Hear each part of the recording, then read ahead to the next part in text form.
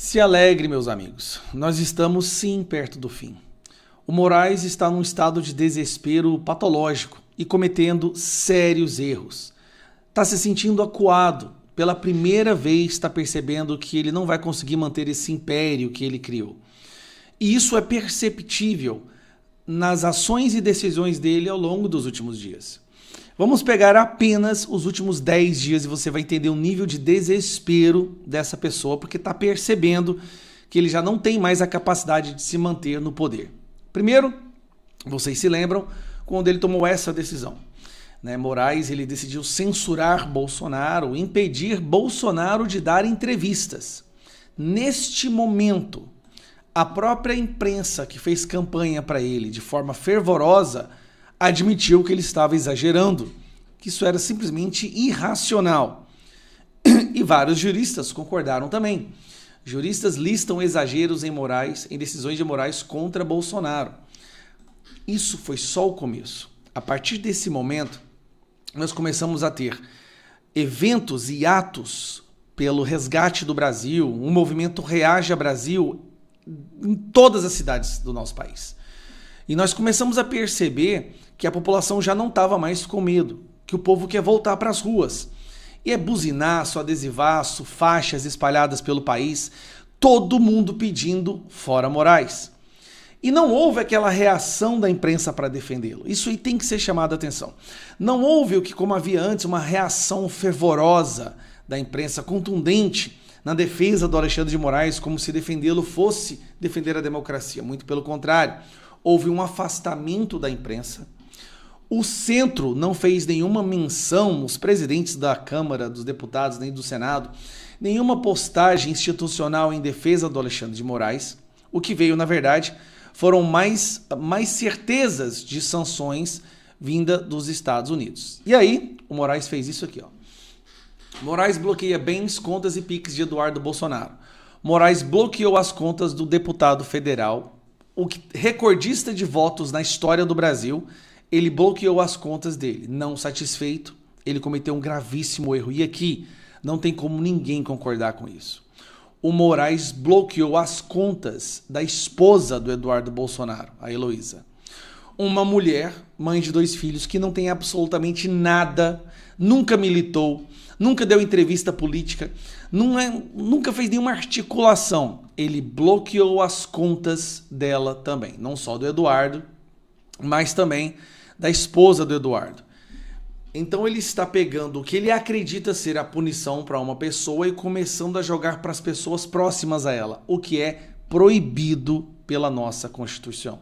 Você não pode punir alguém pelo crime de outrem. Não dizendo que houve crime do Eduardo. E todo mundo sabe que não houve, absolutamente zero. Mas aí ele está perseguindo a família do Eduardo Bolsonaro. E aí é onde é que ele surtou. Nós temos um deputado federal chamado Felipe Barros, que é o presidente da CREDEM.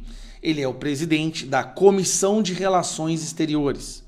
Como presidente da CREDEM, ele viajou aos Estados Unidos para fazer uma visita ao Eduardo Bolsonaro e conversar com autoridades daquele país. O Moraes decidiu fazer isso aqui, ó. Moraes inclui deputado Felipe Barros em inquérito de Eduardo Bolsonaro. Ele incluiu o Felipe Barros, alegando que o Felipe Barros fez uma reunião para que teriam discutido sanções contra o ministro Alexandre de Moraes sob a alegação de suposta censura generalizada. Agora, o que você entende é o seguinte: o presidente da CREDEM foi para os Estados Unidos, o conteúdo da reunião ninguém sabe, mas Moraes já decidiu que é uma reunião contra ele, e se a reunião era contra ele, então era contra a soberania brasileira. E por ser contra ele, deve-se colocar o nome de Felipe Barros no inquérito. Olha a loucura, isso não é coisa de gente normal. Nós todos já sabíamos que algo não esquisito funcionava ali. Mas ao tomar uma decisão absurda dessa, ele comprou uma briga com o Congresso. E até agora, o que nós estamos vendo é cada vez mais o afastamento dele, o afastamento do Congresso e do Centrão do Moraes. Agora vamos lá. Olha onde que houve realmente um claro surto ali. O deputado Hélio, conhecido como Hélio Negão, e o deputado Crisóstomo foram para a Praça dos Três Poderes fazer uma manifestação pacífica e silenciosa com esparadrapo na boca. Você deve ter visto a imagem do Hélio com esparadrapo na boca. Eles sentaram na Praça dos Três Poderes para fazer uma manifestação pacífica. Impedir manifestações pacíficas é algo vedado pela Constituição, porque isso só acontece em ditaduras. Única e exclusivamente em ditaduras, você terá notícia do governo, do Estado, tentando impedir uma manifestação pacífica. Mas aqui no Brasil, isso aconteceu. Olha só onde mais isso acontecia também, que eu quero mostrar para vocês aqui, para vocês entenderem a situação que nós estamos. Maduro proíbe manifestações que possam atrapalhar constituinte. Oposição amplia protesto nessa sexta-feira. Então, o Moraes decidiu fazer uma decisão no fim da noite, quase meia-noite, mandando a polícia prender os deputados federais por estarem praticando um crime. Preste atenção. Você só pode prender um deputado federal por flagrante de crime inafiançável. Ele mandou prender 2 deputados, na verdade ele mandou prender 5. Só que ele estava num susto tão grande que 3 desses deputados nem sequer estavam lá. Eles nem sequer estavam no local, mas sai a decisão de que se esses deputados não saíssem de lá, eles deveriam ser presos. Para piorar, ele intima o governador de Brasília para o coitado do cara sair lá quase de pijama, correndo desesperado, para ir lá e tirar os deputados da Praça dos Três Poderes. Já é proibido você impedir qualquer manifestação pacífica no Brasil, isso está na Constituição, isso é um cidadão comum, você não pode proibir ele de fazer isso. O Moraes proibiu 5 deputados e determinou, algo que não é da prerrogativa dele, estabelecer um perímetro de 1 quilômetro ali, na esplanada dos Três Poderes, dos ministérios, para que não houvesse manifestação. 1 quilômetro.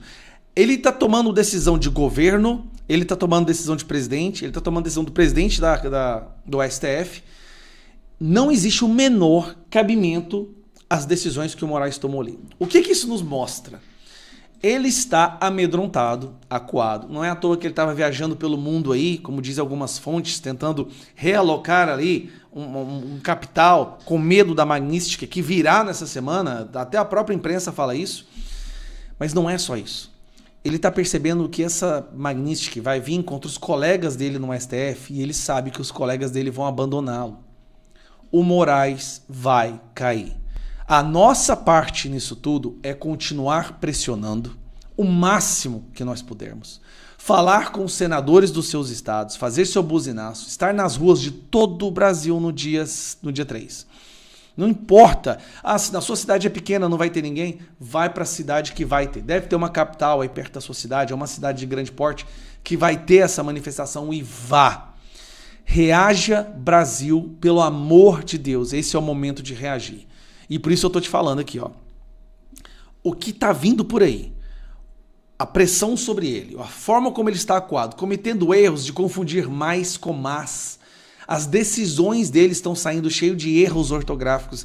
É um cara que está completamente surtado. E depois da defesa do Felipe Martins, quando o Felipe Martins mostrou todos os crimes que foram cometidos contra ele, a mando do Alexandre de Moraes, o Alexandre de Moraes se tornou hoje uma pessoa simplesmente indefensável, até mesmo para a imprensa militante.